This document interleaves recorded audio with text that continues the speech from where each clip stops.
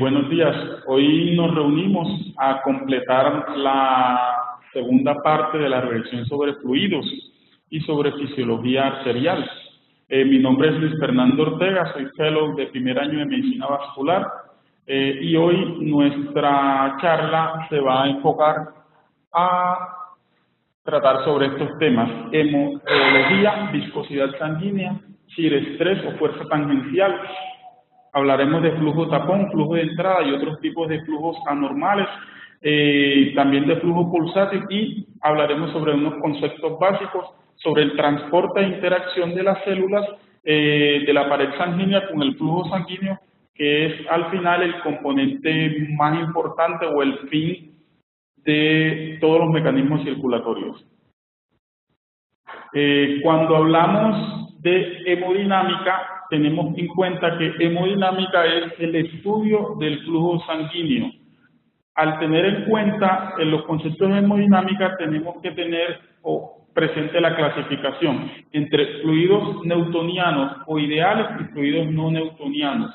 Los fluidos ideales newtonianos o ideales son un concepto de hidrodinámica en el cual el flujo no ofrece ninguna resistencia. Esto en la práctica clínica no aplica porque la sangre se considera un fluido no newtoniano o que sí ofrece un grado de resistencia.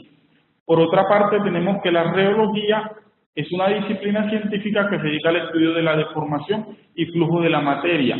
Cuando este concepto lo aplicamos al fluido sanguíneo, tenemos el concepto de hemorreología, en el cual es lo que se encarga del estudio de la deformación del fluido sanguíneo y el flujo de los componentes como tal. Cuando hablamos de fluidos, tenemos que tener en cuenta que entre todas sus características, las dos más importantes que van a determinar su flujo son la densidad y la viscosidad. Ya esto lo vimos en la charla anterior, que el flujo se puede calcular como volumen sobre tiempo, lo que es igual a área por velocidad.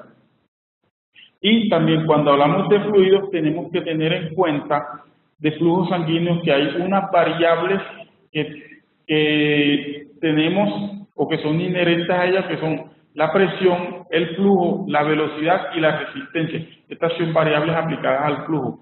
Y que estas variables, la interacción de estas variables con el torrente circulatorio va a dar lugar a unos perfiles de flujo, entre los cuales tenemos flujo laminar, flujo turbulento, también llamado caótico, flujo de entrada o flujo, y el flujo parabólico.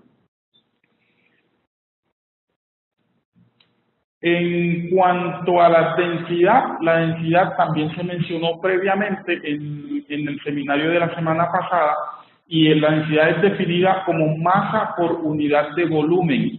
Encontramos que aplicado a la hemorreología, la densidad de la sangre es 1.05 gramos por mililitro. Esta densidad es la que al final le va a dar una de las características principales, o que también determina muchas características del flujo, como es la inercia, y la inercia es la fuerza que se opone al avance del fluido.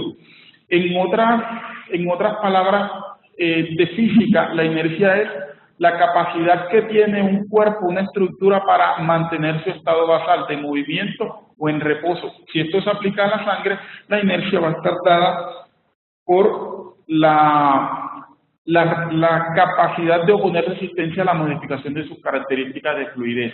Y la viscosidad, que es otra variable importante, se define como la resistencia al flujo que da la sangre y que va a estar dada por las características propias de este fluido.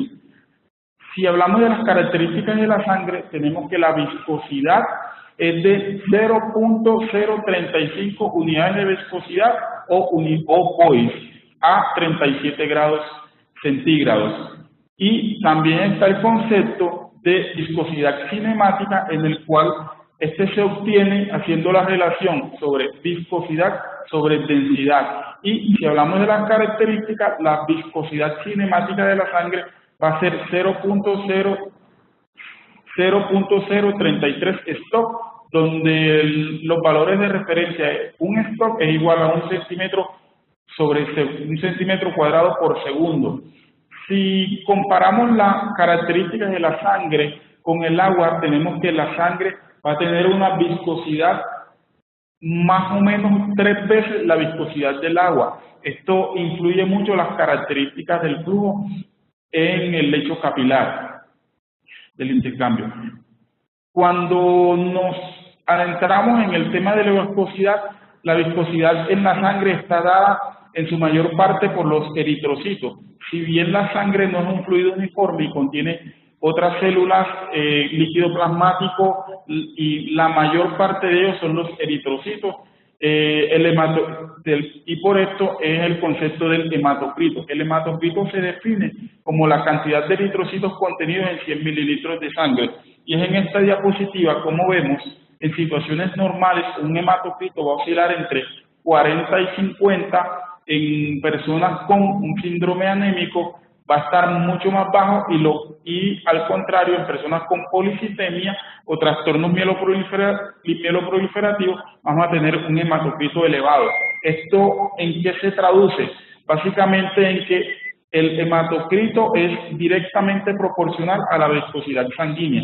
Vemos como en esta línea inferior está la velocidad del agua. No sale. No, en esta no sale. Bueno, acá vemos la viscosidad del agua menor que a la viscosidad plasmática y aún menor a la velocidad de la sangre total normal. Esto es un hematocrito de 40.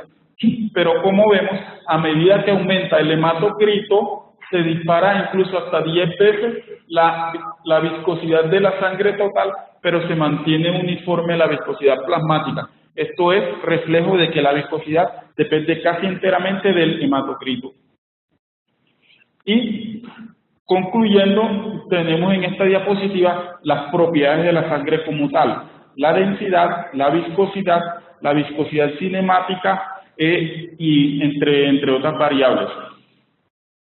La densidad, ya mencioné, y la viscosidad son mayores a la del agua y esto tiene impacto a la hora del intercambio de moléculas en los capilares. Cuando hablamos de shear estrés o estrés tangencial, lo podemos definir de dos formas: como la fuerza distensible de la pared por efecto de la presión interna y perpendicular que ejerce la sangre al radio de su sección, o también como la tensión que ejerce la columna de sangre sobre la superficie endotelial, generando una deformación de esta superficie. Esta última deformación también se conoce como strain. Es importante la tensión tangencial, dado que en las últimas 3 décadas se han hecho investigaciones sobre el papel que juega el shear estrés o tensión tangencial en la génesis de un fenotipo ateroprotector o un fenotipo aterogénico. En esta gráfica entonces vemos cómo la fuerza tangencial o shear estrés, que se representa casi siempre con la letra tau, va a ser igual a la relación de 4 veces la viscosidad de sangre por el flujo sanguíneo sobre pi sobre la tercera, sobre q, sobre el radio elevado a la tercera potencia. Esa va a ser la fórmula y va a estar de acuerdo a la ley de Poiseuille que se evaluó en la charla previa. También vemos acá como una gráfica en que en las venas normales, en la arteria normal y en los sitios de alto shear estrés, como por ejemplo sitios con placas complejas, válvulas cardíacas o estén carotidios, cómo se aumenta significativamente el grado de shear estrés medido en tinas sobre centímetros cuadrados.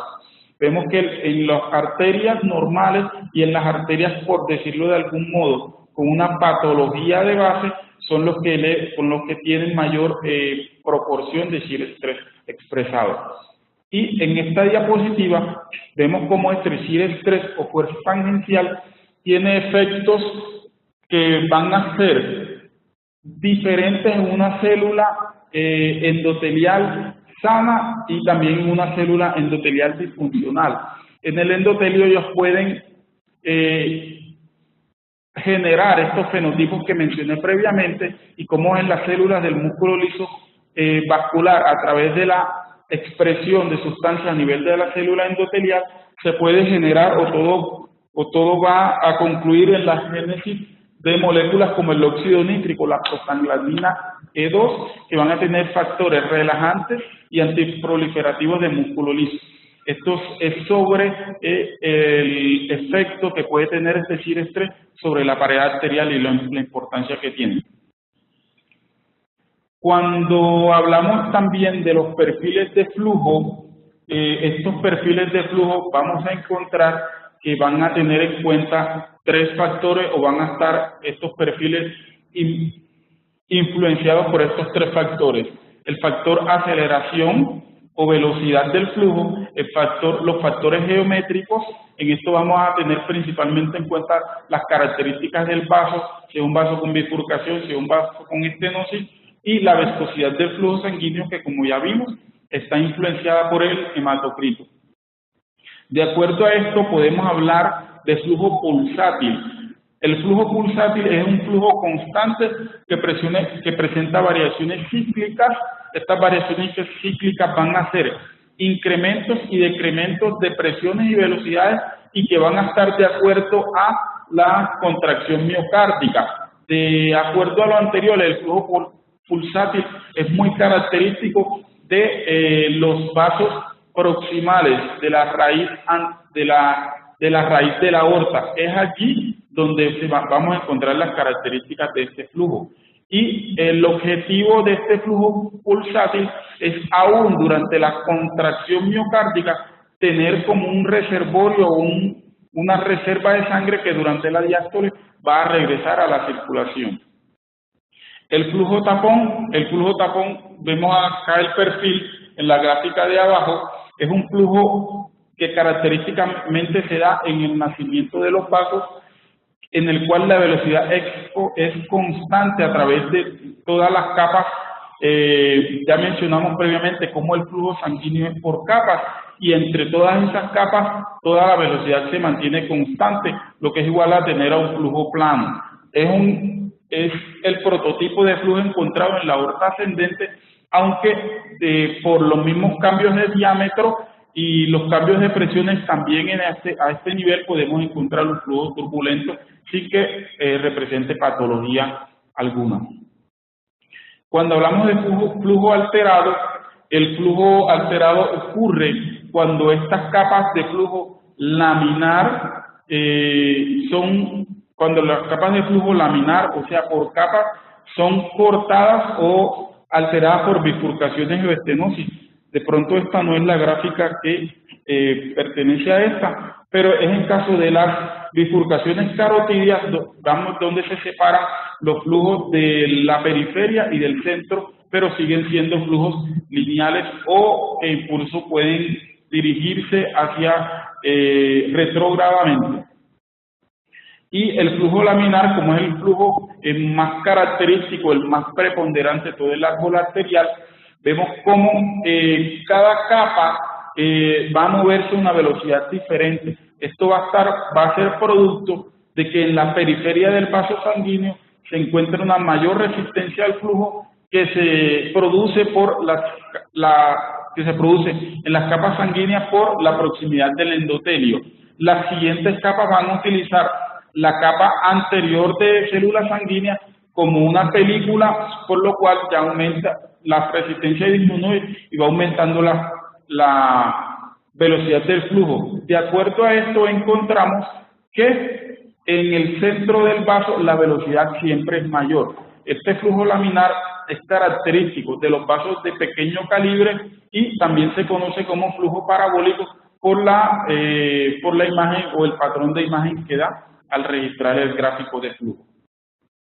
Y cuando hablamos de flujo turbulento, este se origina cuando la sangre que circula a una velocidad considerable, por ejemplo, en un flujo laminar, se interrumpe o el flujo es alterado por un área de dilatación o estenosis. Esto genera un flujo desorganizado en el cual podemos incluso encontrar flujo que choca contra las paredes del vaso o incluso flujo anterogrado. Aquí como lo vemos en la gráfica, vemos cómo viene un flujo laminar al pasar por una zona de estenosis. Este flujo se altera y va a aumentar velocidades y va a chocar contra las paredes del vaso. ¿Qué pasa en una estenosis? En una estenosis se habla cuando hay una reducción en el diámetro significativamente de un vaso. Esto va a alterar, va a ocasionar unos flujos alterados o caóticos, como ya lo mencioné previamente, y cuando ya la estenosis es crítica, es que se ocasiona una caída de la presión y del flujo en un sitio distal a la lesión. Cuando hablamos también de flujos anormales, tenemos que mencionar los aneurismas. Las alteraciones en la dinámica de los fluidos en los aneurismas se explican por la ley de Laplace. La ley de Laplace es la que nos va a explicar el por qué la tensión que causa la rotura de la pared aneurismática se puede obtener al multiplicar el radio del aneurisma sobre la presión que se ejerce sobre eso. Cuando se sobrepasa de la tensión, la presión, la capacidad elástica de la pared del aneurisma, de acuerdo a esta ley de Laplace, es que se va a producir la ruptura del aneurisma. Esto tiene implicaciones clínicas para las indicaciones quirúrgicas. Y cuando ya hablamos más exactamente en cuanto a qué pasa por una estenosis, recordemos que el flujo, ya mencionamos previamente, es igual a velocidad horaria.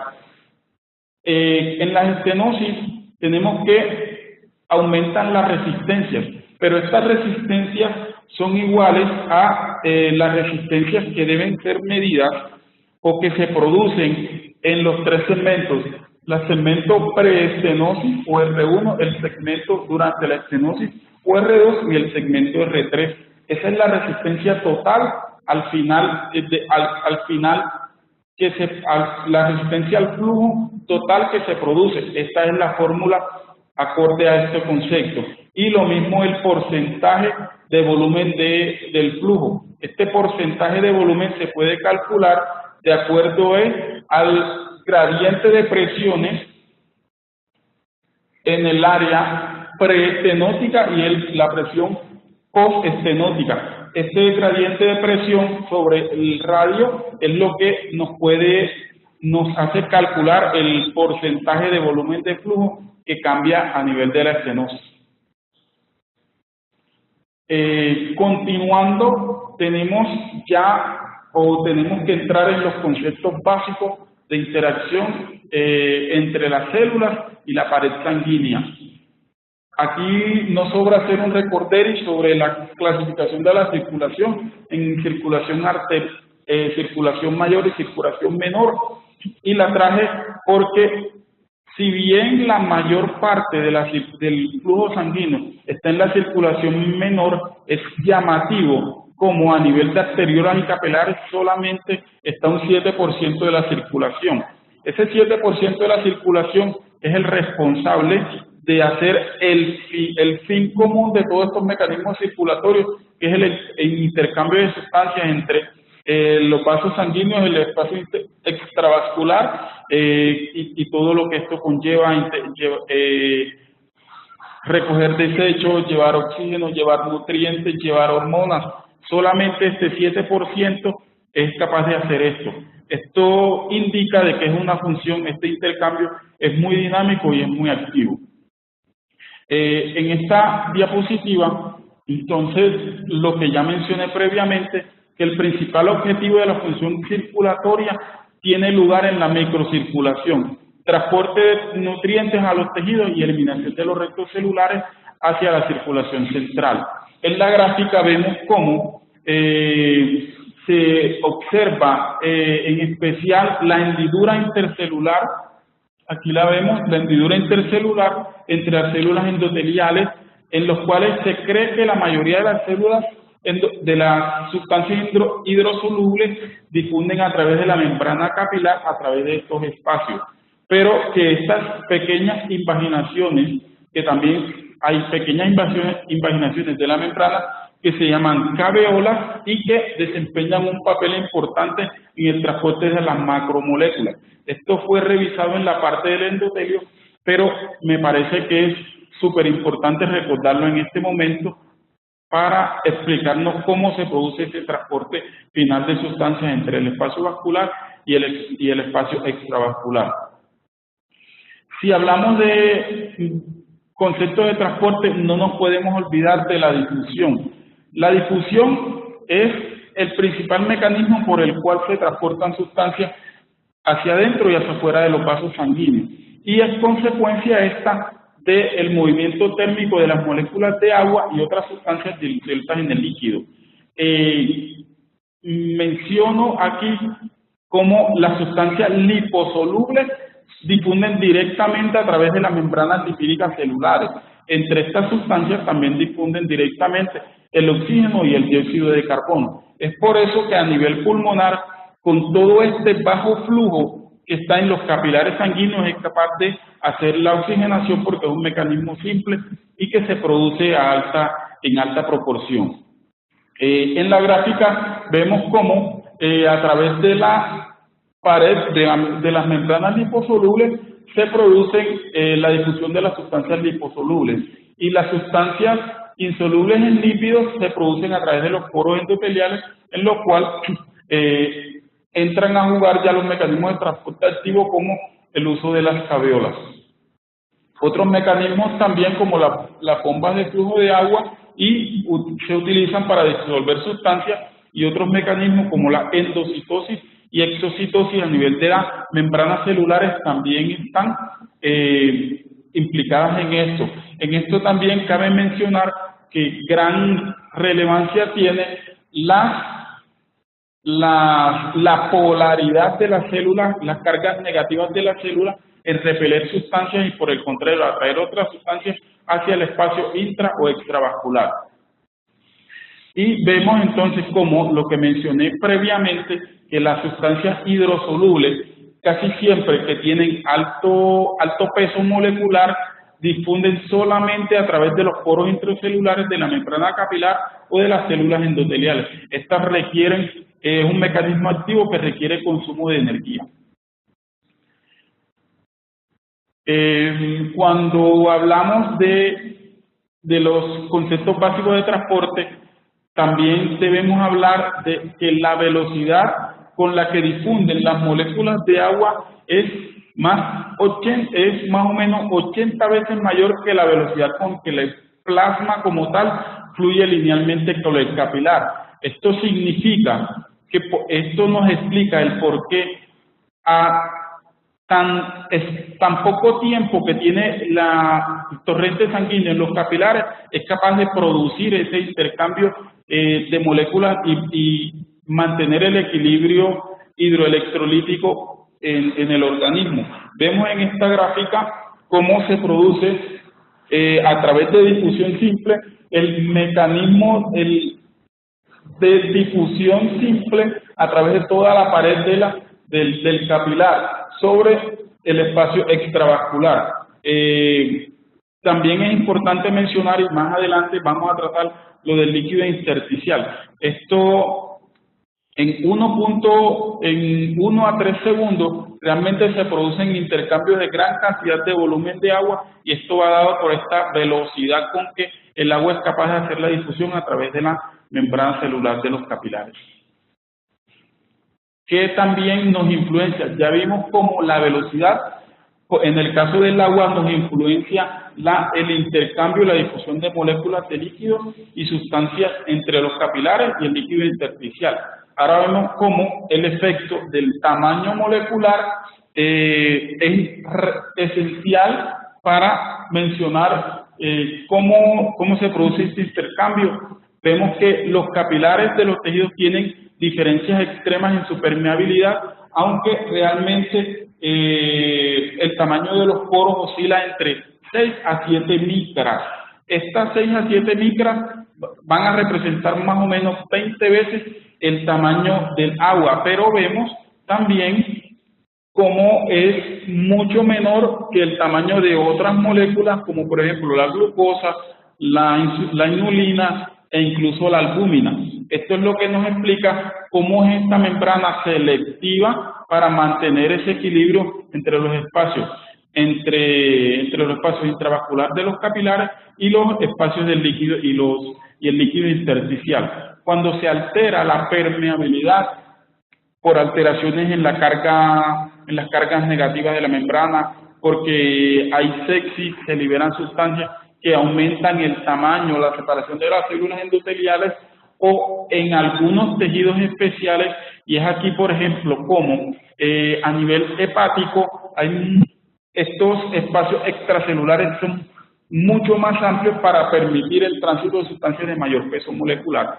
Pero a nivel cerebral sí se mantiene, por ejemplo, muy estrictamente esas 6-7 micras de tamaño de los poros, porque la función esencial es hacer una barrera y dejar únicamente pasar CO2, oxígeno, agua y glucosa.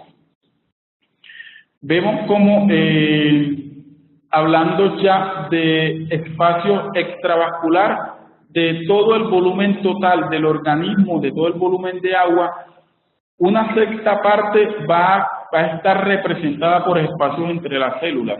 Estos espacios entre las células es lo que conocemos o se conoce ampliamente como espacio intersticial. Y el líquido que está contenido entre estos espacios es líquido contenido es el que se conoce como líquido intersticial. Este líquido intersticial, este espacio intersticial, tiene dos tipos de estructuras sólidas que tienen relevancia, como veremos más adelante. Uno son las fibras de colágeno y dos, los filamentos de proteoglicano. En la gráfica vemos cómo hay, esta es la luz del capilar, este es el espacio entre las dos células y vemos cómo se disponen aquí unos riachuelos de líquido libre.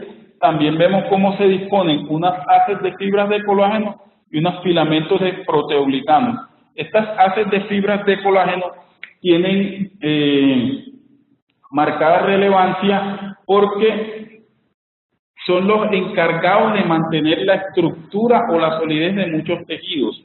Y los filamentos de proteoglicanos son los que mantienen una estructura que se llama gel intersticial, en el cual podemos decir que está encapsulado ese líquido para producir un intercambio que tiene un sistema que no es por difusión, sino es molécula a molécula a través de este gel en la periferia de la pared celular. Entonces, es importante el intercambio que se va a hacer de agua con el líquido intersticial. Usualmente el líquido intersticial tiene unos mecanismos. Estos mecanismos son los encargados de mantener un equilibrio de filtración de líquidos, y esto va a estar dado por 4 factores principalmente. En primer lugar, la presión capilar y la presión del líquido intersticial. La presión capilar va a tener como objetivo y es lo que va a representar el movimiento del líquido a través de esta membrana capilar. Y los otros dos factores que lo determinan son la presión coloidosmótica del plasma y la presión coloidosmótica del líquido intersticial. La presión capilar va a inducir la salida de líquido de los capilares. Esto va a estar en perfecto equilibrio con la presión del líquido intersticial, digamos que se anulan mutuamente. Y lo mismo sucede con la presión coloidosmótica del plasma, que va a estar mantenida a través de las proteínas plasmáticas y que va a tener como objetivo mantener el líquido dentro de la luz intravascular. Y va a estar contrarrestada por la presión coloidosmótica del líquido intersticial, que va a tener un efecto contrario, es decir, va a tratar de extraer líquido hacia el espacio intersticial. Cuando hacemos una suma de estas fuerzas, se va a encontrar lo que es la presión de filtración neta, que es ligeramente positiva, y estos 4 factores se conocen como la fuerza de Starling. Estas Estas fuerzas de Starling van a tener un perfecto equilibrio. Vemos que realmente el intercambio no va a pasar más allá de 2 litros por día, y es aquí en el mantenimiento de este equilibrio donde entra en juego el sistema linfático, en que esas proteínas y aproximadamente 2 litros en condiciones normales los va a restablecer a la circulación sanguínea.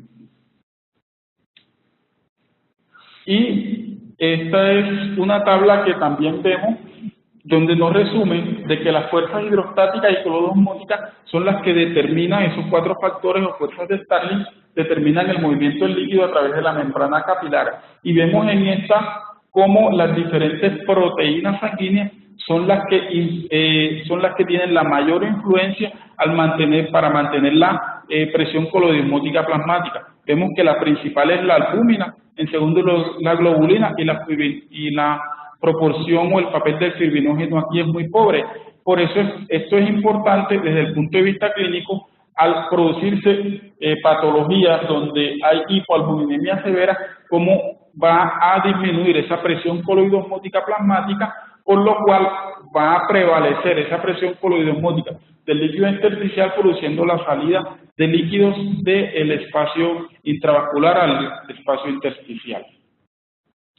Y esto, para terminar con esta parte del equilibrio de Starling, es donde vemos acá que las fuerzas medias, y acá quise traerlas específicamente, las fuerzas medias que tienden a desplazar la salida de líquido van a ser la presión capilar media 17.3, la presión negativa en el líquido libre intersticial, que es 3, notemos cómo esta presión es negativa y es menor a la presión atmosférica, y la presión coloidosmótica del líquido intersticial. Esto da una sumatoria total de fuerzas de salida de 28.3.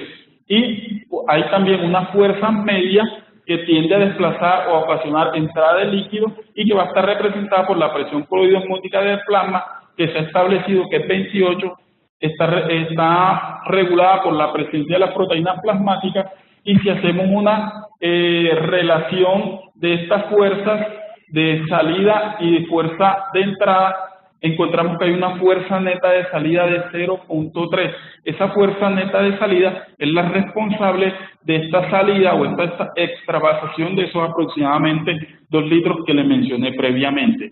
Y en la gráfica vemos cómo, entonces, es un resumen como a nivel ya del capilar, está la pared del capilar, están las proteínas plasmáticas que mantienen la presión coloidosmótica, está la célula endotelial, están los poros o los espacios entre las células endoteliales, están como las sustancias liposolubles atraviesan directamente y mediada por la carga negativa de los fosfolípidos de membrana, atraviesan directamente la membrana celular de los capilares, pero como vemos, las pequeñas moléculas solubles en agua pasan a través de los poros, pero las moléculas más grandes ya pasan a través de la membrana plasmática, pero a través de transporte activo como endocitosis o mediado por las vacuolas. Este es ya como un resumen de cómo se produce este intercambio de sustancias entre el espacio intravascular y el extravascular. Era lo que traje hoy a revisión. No sé, profe Felipe, si me escucharon bien.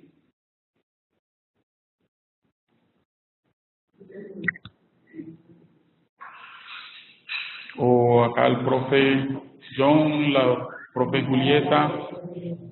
Luis Fernando. Sí, señor. Estamos muy bien, hiciste una buena descripción de los mecanismos de presión, de viscosidad. Bueno, me gustaría de pronto que nos explicaras algo sobre la autorregulación de este sistema con respecto sobre todo en el tema de la regulación de intercambio. Profe, no escuchamos bien, por favor. Ahí me escuchan. Sí, señor.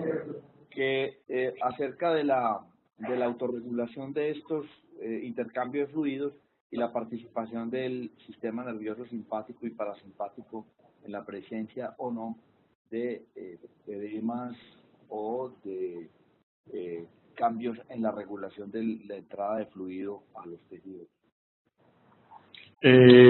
Sí, como vimos en la charla de la semana pasada, uno de los mayores determinantes del flujo sanguíneo se produce a nivel arteriolar y capilar. Esto es porque los diámetros sumados de todas estas arteriolas en total suman más área que el diámetro de los grandes vasos.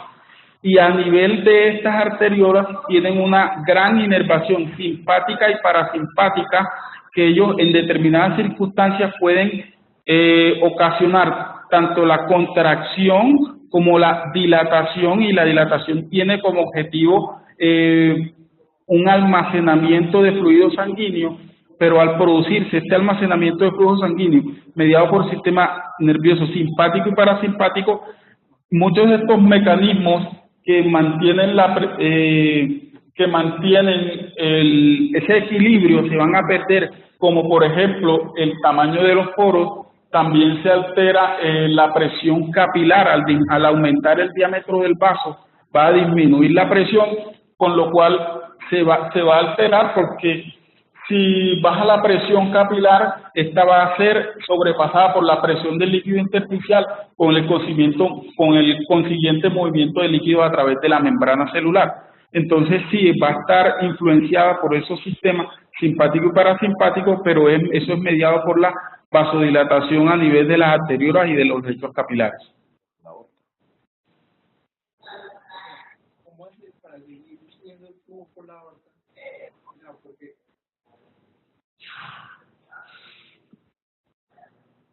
Bien, ¿hay alguna pregunta en los asistentes virtuales o allí en el salón? Rafa, sí me escuchó, María. Profe John, doctora Julieta.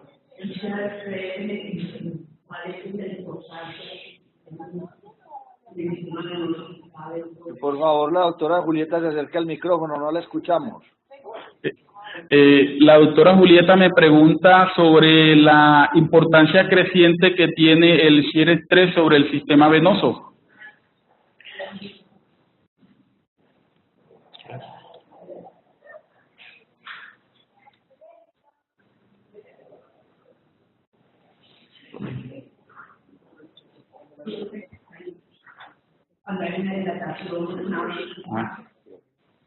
Voy a buscarla.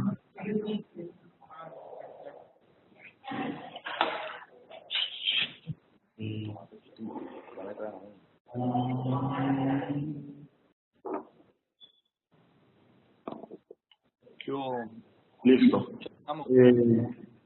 Sí, señor. Acá, bueno, la doctora Julieta me pregunta por la fuerza tangencial o shear stress sobre la pared venosa. Últimamente, o sea, tradicionalmente se le ha dado más importancia al shear stress sobre la pared arterial.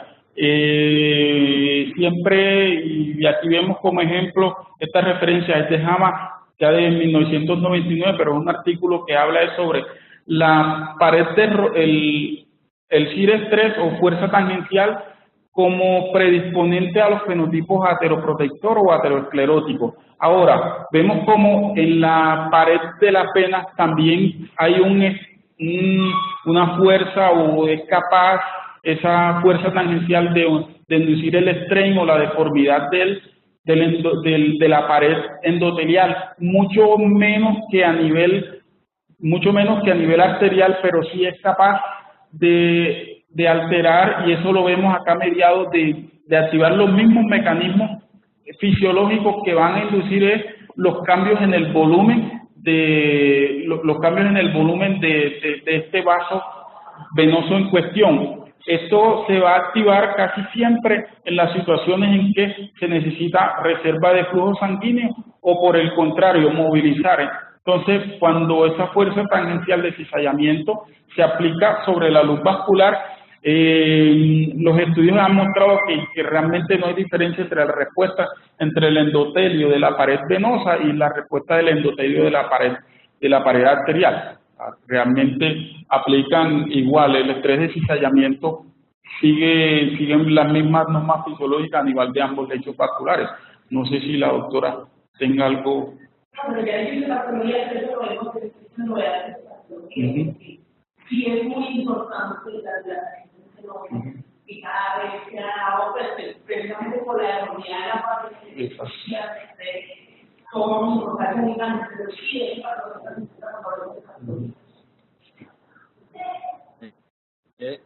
Fernando. Señor. Que por favor cojan el micrófono porque no se les entiende nada. Están cogiendo el mismo dicho de la doctora Diana, que es en... Por favor, si van a participar, se paren y... La doctora Julieta nos menciona que el CIR-3 está en boga, está tratándose mucho en la génesis de la patología venosa por la misma capacidad de inducir deformidades y alteraciones.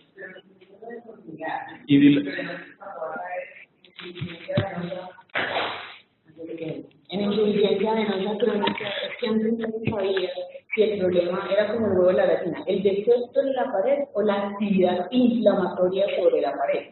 Entonces, lo que sí es claro entre la fisiopatología es que la fuerza de cizallamiento produce una activación endotelial dentro de la pared venosa, como tú bien lo decías, de una forma similar a lo que pasa en las arterias, porque antes sí no se entendía cuál era el mecanismo fisiopatológico de la insuficiencia venosa. Entonces, muy probablemente dentro de todo ese mecanismo de hipertensión venosa hay una actividad inflamatoria que no solamente tiene que uno de los desencadenantes principales es un factor mecánico, y ese factor mecánico son las fuerzas de cizallamiento. Digamos que es un amplificador, son fenómenos. Cuando hay no, simplemente le estaba diciendo que estos procesos de estrés en la pared venosa son procesos amplificadores, porque precisamente fisiopatológicamente cuando ya la alteración de la pared por la dilatación y la turbulencia que se genera incrementa el shear estrés, entonces se activa la función secretoria del endotelio. Entonces son funciones endocrinas, paracrinas, que hacen un círculo vicioso. Por eso es que hay que tratar la insuficiencia venosa. Pues, pero eso lo vemos mejor en la patología. Simplemente es como para empezar a abrir hacia dónde vamos cuando hablemos de fisiopatología venosa. Samir, buenos días. Buenos días. Yo quería mencionarles también que a nivel del endotelio, tú lo habías mencionado que hay ciertas uniones dentro de las cuales algunas muy importantes están los desmosomas.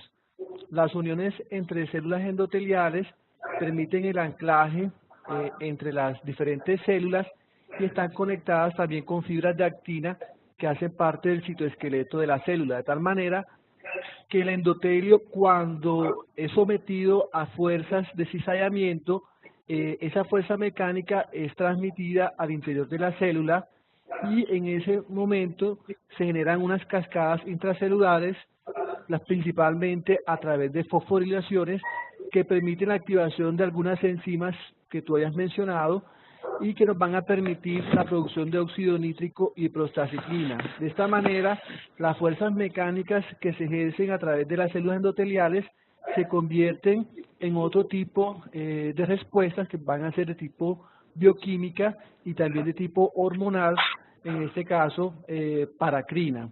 La producción de óxido nítrico, la producción de prostaciclina en un endotelio sano nos van a producir un fenotipo antitrombótico antiaterogénico.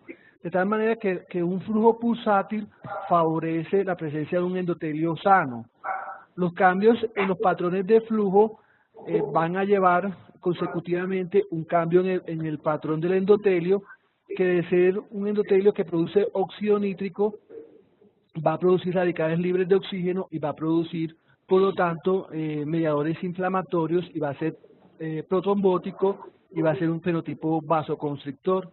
Entonces, es muy complejo porque no solamente esto se ve reducido a cambios de resistencia en las arteriolas, sino que hay una multitud de elementos que también tenemos que tener presente: la autorregulación intrínseca, más la regulación que se da a nivel central del simpático y el parasimpático, y también control a nivel del sistema, ya a nivel del cerebro, inclusive las emociones o la preparación ante elementos de angustia pueden afectar la respuesta final que se va sobre el sistema simpático o parasimpático. Por lo tanto, esto es un tema muy complejo. Gracias.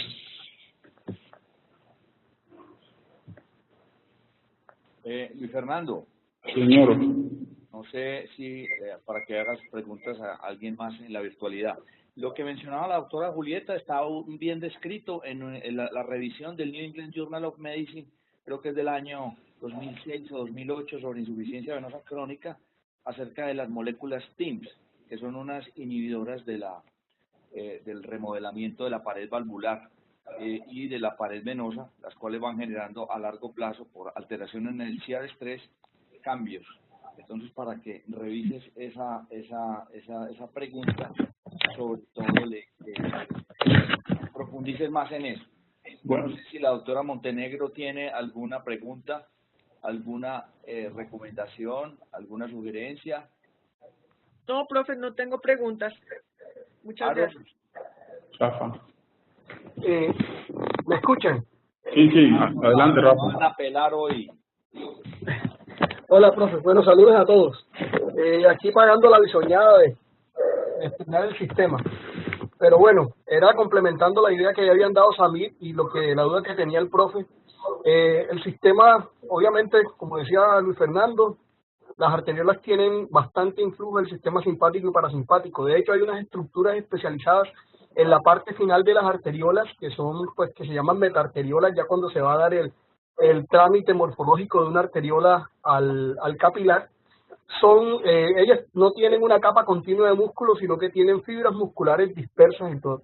Pero al final de la metaarteriola existen fibras musculares circunferenciales que actúan haciendo como un esfínter. De hecho, se conocen como esfínter arteriolar, que son las que permiten o hacen control del paso de flujo directamente a los capilares para que se dé el intercambio.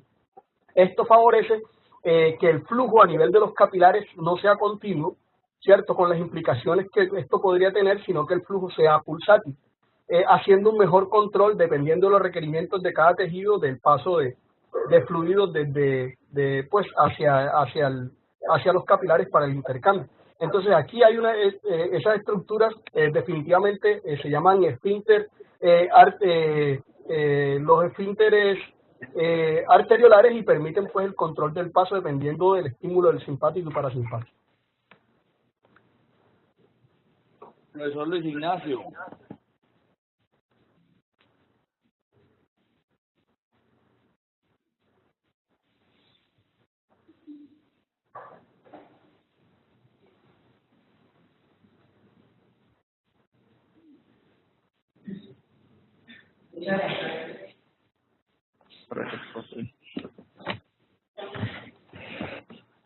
Aleja. Profe.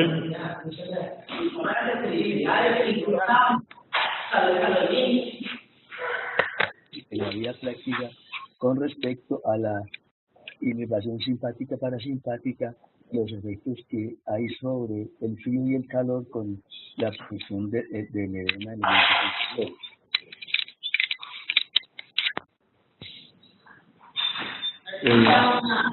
Profe, por favor, ¿podrías repetir? ¿No escuchamos? Sí, no, yo tengo problemas con este computador y con mi voz. Bueno, no sé si ahí me copian y es diciendo lo siguiente: las implicaciones sobre la inervación simpática y parasimpática sobre los lechos capilares distales tiene mucho que ver con la influencia que hay sobre el frío y el calor en la producción del edema cuando las personas cambian de clima o van a de sitios calientes a fríos o viceversa, en donde hemos visto, se ve en la práctica, no es que la veamos visto, sino que realmente con el influjo del calor y la vasodilatación se produce edema en muchas de estas personas, o sea que sí tiene muchas implicaciones fisiopatológicas, lo que ustedes hablaban ahora de los agentes precapilares y postcapilares y las inervaciones simpáticas y parasimpáticas. Bueno, gracias. No, profe. Bueno, que mi Dios nos coja confesados esta tarde. Sí, señor. Vamos a ganar hoy. Gracias, profe. Gracias a los asistentes virtuales.